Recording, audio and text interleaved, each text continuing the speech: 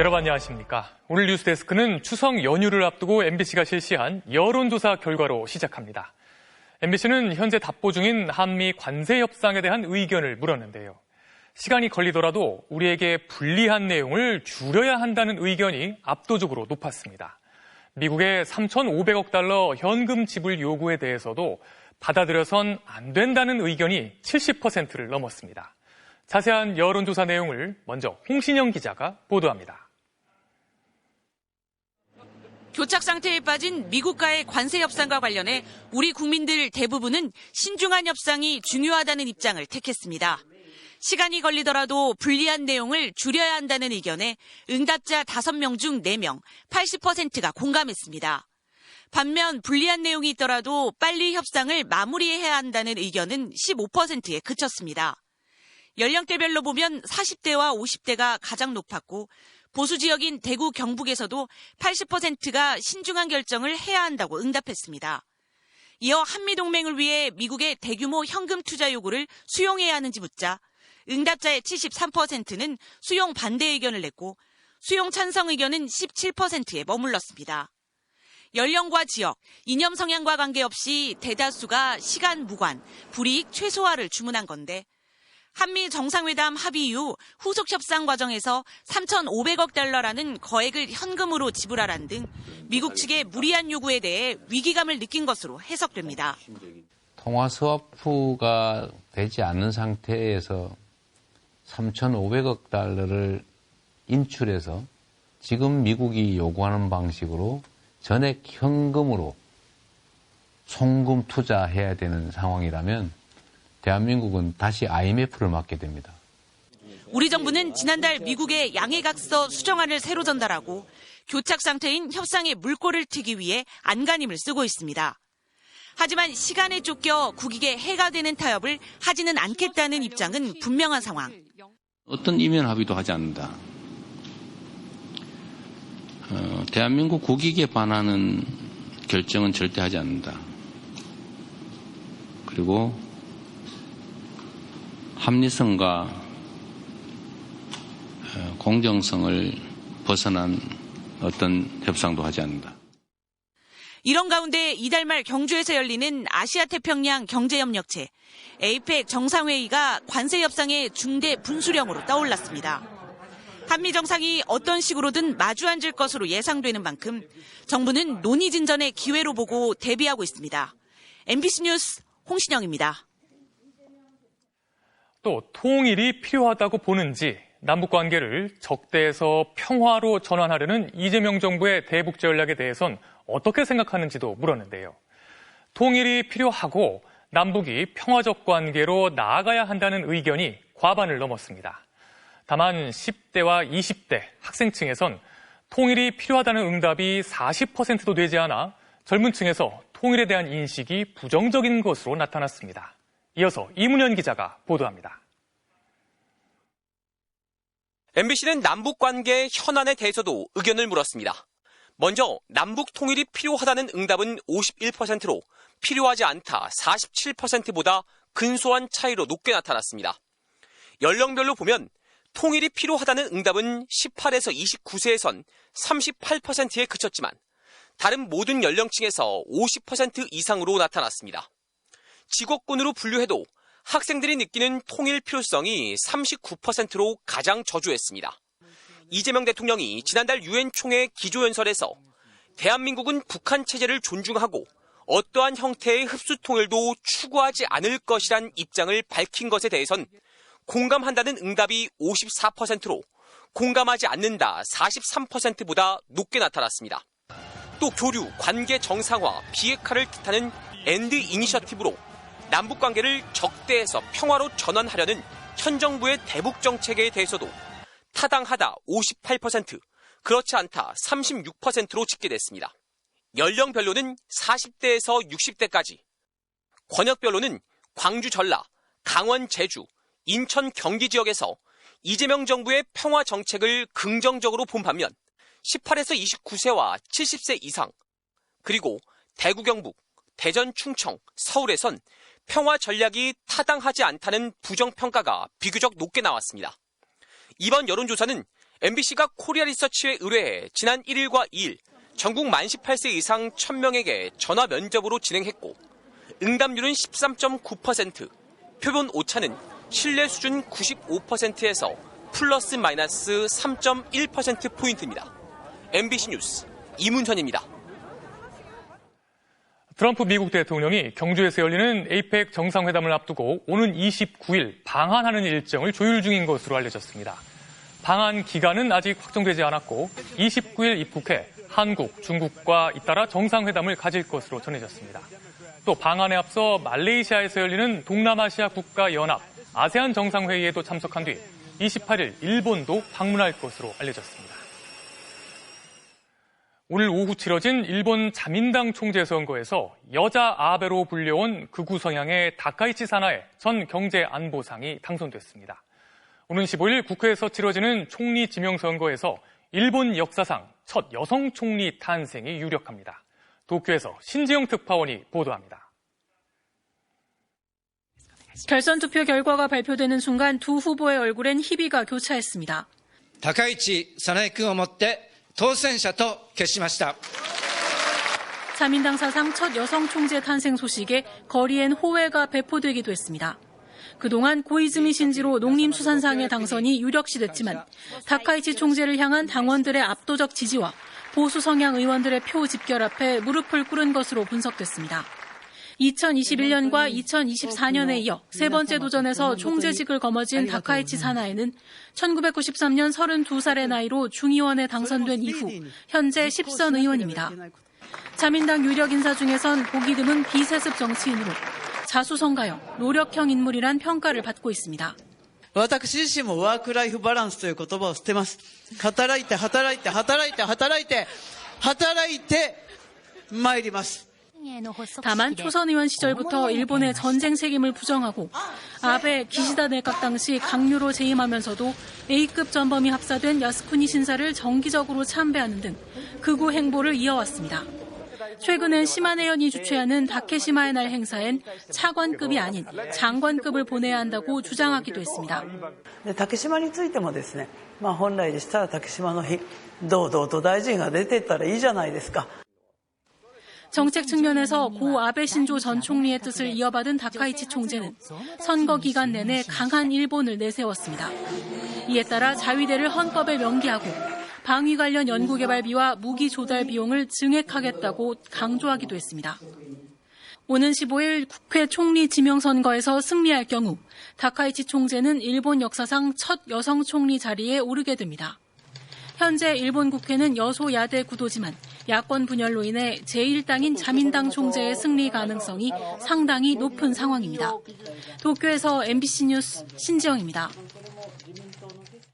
일본 차기 총리로 유력한 다카이치는 과거 한국 등을 향해 기어오른다는 망언을 한 것으로 알려져 있습니다. 일제 전범들이 합사된 야스쿠니 신사를 현직 강요 신분으로 꾸준히 참배하기도 했습니다. 정상 간 셔틀 외교로 모처럼 훈풍이 돌던 한일 관계에 찬물을 끼얹게 되지 않을까 우려되는데요. 도쿄 특파원 연결해서 한일 관계를 전망해 보겠습니다. 신지영 특파원, 예상대로 다카이치 총재가 총리로 선출되면 한일 관계에 암초로 작용할 수 있지 않을까요? 네, 그렇습니다. 당장 야스쿠니 신사 참배 가능성을 예로 들 수 있을 것 같습니다. 다카이치 사나에 총재는 정기적으로 야스쿠니 참배를 강행해온 전적이 있기 때문인데요. 다만 조금 전 당선 기자회견에선 야스쿠니 참배에 대해 적시적절하게 판단하겠다고 밝혀 유보적인 입장을 보였습니다.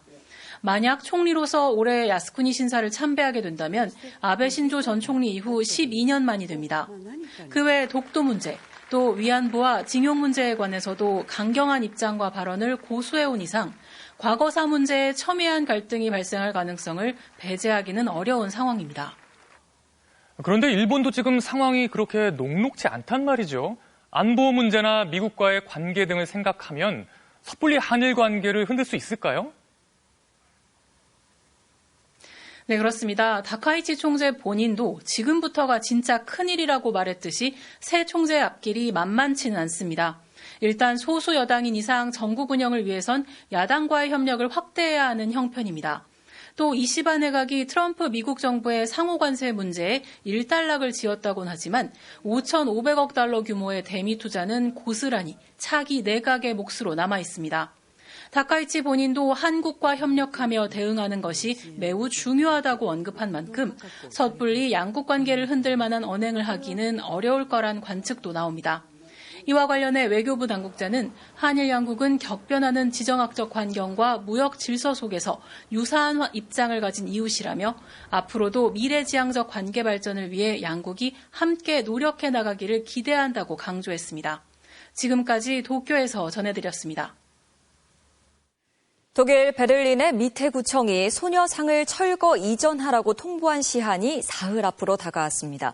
하지만 다른 장소로 옮겨도 미테구의 새로 생긴 규정 때문에 소녀상은 2년마다 철거와 이전을 요구받는 떠돌이 신세가 될 수밖에 없는데요. 여기에는 일본 정부의 끈질긴 외교적 압박도 영향을 미친 것으로 보입니다. 베를린에서 이덕영 특파원입니다. 지금 앉아있는 이 자리에서의 마지막 날, 소녀상 곁으로 시민들이 모여들었습니다. 하지만 미테구청은 오는 7일까지 소녀상을 철거하지 않으면 벌금을 물릴 거라고 경고했습니다. 미테구는 공공장소 예술작품은 2년 뒤 철거해야 한다는 규정을 최근 새로 만들었습니다. Ich finde es sehr wichtig, dass eine Statue, die an ein so wichtiges historisches Ereignis erinnert, 인근 주택조합 사유지로 이전한다고 해도 나중에 다시 갈 곳을 찾아야 합니다. Wir befristen dieses Angebot auf 5 Jahre und schauen, ob alles gut läuft. 보다 못한 베를린의 한 구의회가 지하철역과 공공부지를 제공하겠다고 나섰지만 역시 시한은 정해져 있습니다. Es gibt ein Gesetz, das besagt, dass temporäre Kunst, was die Friedensstatue offiziell ist, nur 2 Jahre. 베를린에 자리 잡은 지 5년. 소녀상은 떠돌이 신세로 전락했습니다. 이런 배경으론 일본 정부가 지목되기도 합니다. 취재진은 일본 정부가 소녀상을 없애기 위해 독일 정치권 곳곳과 접촉하고 있다는 사실을 확인할 수 있었습니다. 작년 12월 소녀상을 받아들이자 결의안 채택을 주도했던 스테글리츠구 요안나 마르텐스 구의원. MBC 취재진에게 주독 일본 대사관이 소녀상과 관련해 지역 정치인들과 접촉하고 있다고 털어놨습니다. 결의안 채택 직후엔 미치코시노 주독일 일본 대사가 스테글리츠 구청장을 직접 만났다고도 폭로했습니다. Also ich persönlich nicht. Ich weiß, dass unsere Bezirksbürgermeisterin schon Besuch hat. 일본 대사가 구청장을 만나는 건 극히 이례적입니다. 구청 측은 만남을 부인하진 않았고 일본 대사관은 이에 대한 MBC 질의에 답하지 않았습니다. 독일 언론들은 베를린 시장이 작년 일본에서 외무상과 회담한 뒤 철거 압박이 더 커졌다고 보도하고 있습니다. 우리 외교부는 소녀상 문제는 민간의 일이란 입장이고 여성가족부는 외교 사안이라고 말하고 있습니다. 베를린에서 MBC 뉴스 이덕영입니다. 법원이 이진숙 전 방송통신위원장의 체포적부심 인용 결정을 내렸습니다. 이 전 위원장 체포를 유지할 필요성이 없다고 판단한 건데요. 이재인 기자가 보도합니다. 서울 남부지법은 현 단계에서 체포의 필요성이 유지되지 않는다며 이진숙 전 방송통신위원장 석방을 명령했습니다. 판단 이유로 3가지를 들었습니다. 헌법상 핵심 기본권인 표현의 자유에 대한 제한을 이유로 하는 인신구금은 신중히 할 필요가 있고 이미 상당한 정도로 피의자에 대한 조사가 진행됐고 사실관계에 대한 다툼이 없어 추가 조사 필요성도 크지 않고 신문 과정에서 피의자가 성실한 출석을 약속했다는 겁니다. 다만 수사 필요성은 인정했습니다. 법원은 피의 사실의 범죄 성립 여부에 관해 다툼 여지가 상당하기는 하나 수사의 필요성이 전면 부정된다고까지 보기는 어렵다고 밝혔습니다. 법원은 또 체포의 적법성 자체를 부정하기도 어렵다면서 3가지 이유를 들었습니다. 공직선거법 위반 혐의는 공소시효가 다가오고 있어 수사기관으로서는 신속한 조사가 필요했는데 피의자가 출석 요구에 응하지 않은 것도 사실이라고 지적했습니다. 경찰이 방통위에 유선과 팩스로 여러 차례 출석 요구 사실을 알렸는데 이 전 위원장이 몰랐다고 보기는 어렵다면서 피의자로서 회신 노력도 부족했다고 했습니다. 또 피의자가 사전에 스스로 약속한 마지막 출석 예정일자에 불출석하게 된 이유로 들고 있는 국회 출석이 과연 불가피한 것이었는지도 의문이 든다고 지적했습니다. 국가공무원법과 공직선거법 위반 혐의로 체포된 이 전 위원장은 구금 약 50시간 만에 석방됐습니다. 국민의힘 의원들과 보수 성향 시민단체들이 나와 응원했습니다. 경찰의 사실상 폭력적인 행태를 접하고 보니까 일반 시민들은 과연 어떨까 그런 생각이 들고요. 경찰은 법원의 결정을 존중한다고 밝혔습니다. 다만 법원이 수사의 필요성과 체포의 적법성은 인정되지만 체포의 필요성 유지, 즉 체포의 계속성이 인정되지 않아 석방 결정한 것으로 알고 있다면서 향후 수사를 계속 이어갈 뜻을 분명히 했습니다. MBC 뉴스 이재인입니다.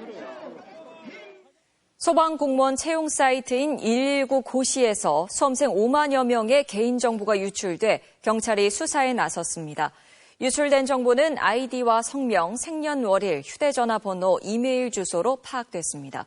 소방청은 해킹으로 의심된다면서 사고를 인지한 지난 2일 피해를 본 수험생들에게 유출 사실을 알리고 사이트를 폐쇄했다고 설명했습니다. 가자 전쟁이 새로운 국면으로 접어들었습니다. 트럼프 대통령이 제안한 평화 구상안에 팔레스타인 무장정파 하마스가 인질 석방 등의 일부 요건에 합의한 건데요. 합의하지 않으면 지옥을 보게 될 것이라는 트럼프 대통령의 강한 압박이 작용한 걸로 보입니다. 휴전의 물꼬가 트일지도 주목됩니다. 양소연 기자의 보도입니다. 2년 가까이 전쟁이 지속돼 온 가자지구. 이스라엘과 무력 충돌을 주도했던 하마스가 트럼프 대통령의 전쟁 종식 최후 통첩에 결국 응답했습니다. 하마스는 성명에서 트럼프 대통령이 지난달 29일 발표한 평화 구상안 일부를 받아들여 공격 중단과 인질 석방, 사망자 유해 송환에 동의한다고 밝혔습니다. 세부 사항 논의 준비도 돼 있다고 전했습니다. This is the kind of conditions need to negotiate about. It's impossible to release all of the war prisoner, the bodies or the corpse. We need months to looking and digging and remove the rubble. 협상 급진 전엔 트럼프 대통령의 강한 압박이 작용했습니다.